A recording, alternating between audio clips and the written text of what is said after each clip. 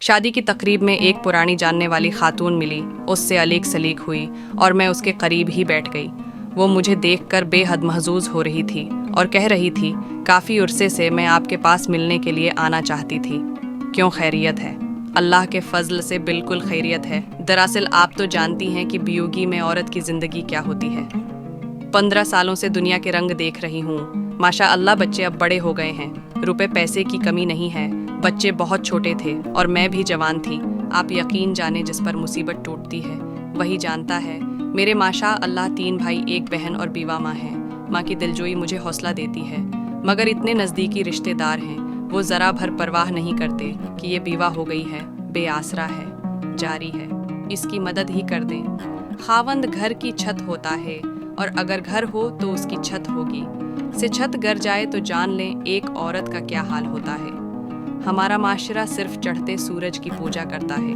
میں نے بچوں کی خاطر دوسری شادی نہیں کی، ایک لحاظ سے اچھا ہی کیا ہے، ورنہ آج میرے بچے ماشاء اللہ پڑھ لکھ کر اچھے عہدوں پر فائز نہ ہوتے۔ ایک بیٹا ہے اور ایک بیٹی، اب ان کی شادیوں کا وقت آ گیا ہے۔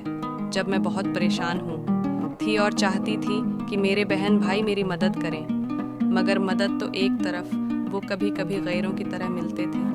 آج بچے جب بڑے ہو گئے ہیں، میرا بیٹا سب کام بخوبی سنبھال رہا ہے، تو وہ گاہ ہے بگاہ ہے حال چال پوچھ لیتے ہیں۔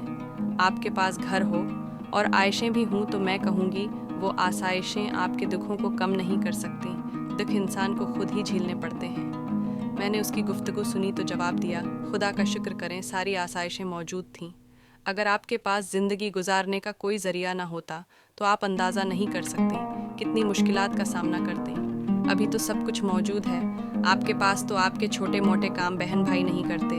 اگر آپ کے پاس روزی کا ذریعہ نہ ہوتا تو میں وثوق سے کہتی ہوں اس دور میں کوئی بھی آپ کی مدد نہ کرتا، کسی نے آپ کی مالی مدد نہیں کرنی تھی۔ ابھی تو ان کو معلوم ہے کہ آپ کو کسی قسم کی ضرورت نہیں ہے اور وہ سلام دعا اچھے طریقے سے کر لیتے ہیں، ورنہ آپ کی زندگی اجیرن ہو جانی تھی۔ وہ دور اور تھا جب پڑوسی کو معلوم ہوتا تھا کہ ہمارا پڑوسی تکلیف میں ہے، اور پڑوسی ہونے کے ناطے وہ مدد بھی کرتا اور دلجوئی بھی، اسی طرح بہن بھائی ایک دوسرے کے دکھ سکھ میں شریک ہوتے۔ مگر آج تو کا یہی پلٹ گئی ہے، خونی رشتہ ہو یا غیر کوئی نہیں پوچھتا۔ اس لیے توقع مت رکھیں، یہ دنیا ایسی ہی ہے جہاں مطلب ہوتا ہے، دنیا کھینچی ہوئی وہاں جاتی ہے جہاں مطلب نہیں ہے، چاہے آپ کا بہن بھائی کیوں نہ ہو، وہاں جانے سے گریز کرتے ہیں۔ لیکن ایک بات ضرور کہوں گی، بے شک غرض کی دنیا ہے، مگر ابھی بھی ہمارے معاشرے میں لوگوں کے پاس ایلی ظرف اور وضع دری ہے۔ کچھ لوگ صرف خلوص محبت اور اپنائیت سے ایک دوسرے کو ملتے ہیں۔ میری باتیں سن کر اس کی آنکھوں میں آنسو آ گئے تھے۔